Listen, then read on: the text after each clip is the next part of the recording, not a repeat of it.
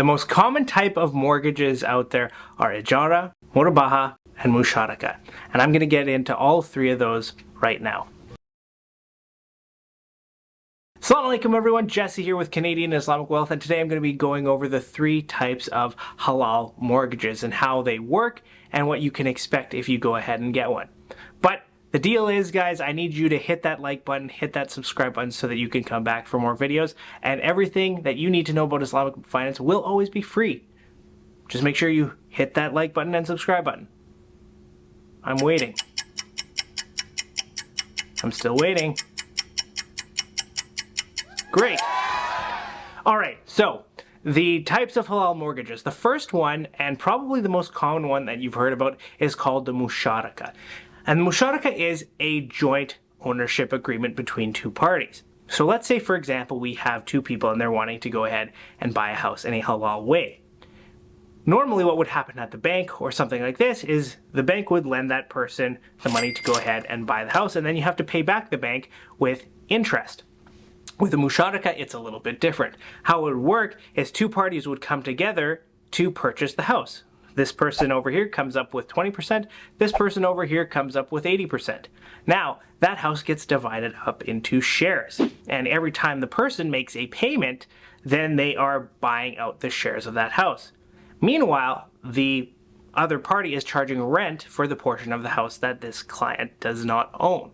So the way the lender makes their money is A, through the repurchase of shares of the house, and then the second way they make money is by charging rent on the portion of the house that the person doesn't own.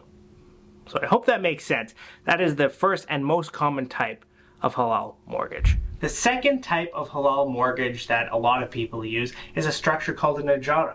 And this is basically a rental agreement. And so what happens is the person who's looking to buy the house will go to the Islamic Financing company, and that Islamic Financing company will purchase the house outright. And they'll come to some sort of agreement that, hey, you have to pay us rent of this amount for the next 5, 10, 15, 20, 25 years, whatever the case may be. And at the end of that, we are going to transfer this over to you as an owner.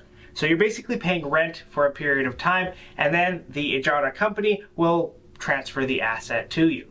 Now, notice that in both examples, there has to be ownership of the asset by the person doing the lending, at least partial or full ownership. They can't just lend you money and call it Ijara. They can't just lend you money and call it a Musharaka. That's not how it works. There has to be a sense of ownership from the Islamic bank, the Islamic financier.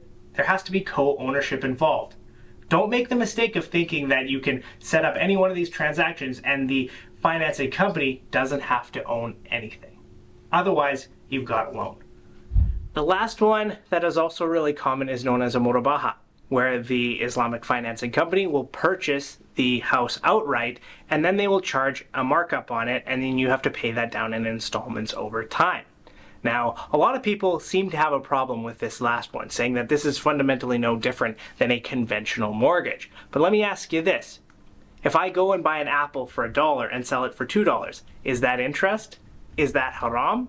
Absolutely not. So why would it be any different with larger amounts of money? If I go and buy a house and then charge a markup on it and resell it and allow you to pay that down in installments, it's the same thing.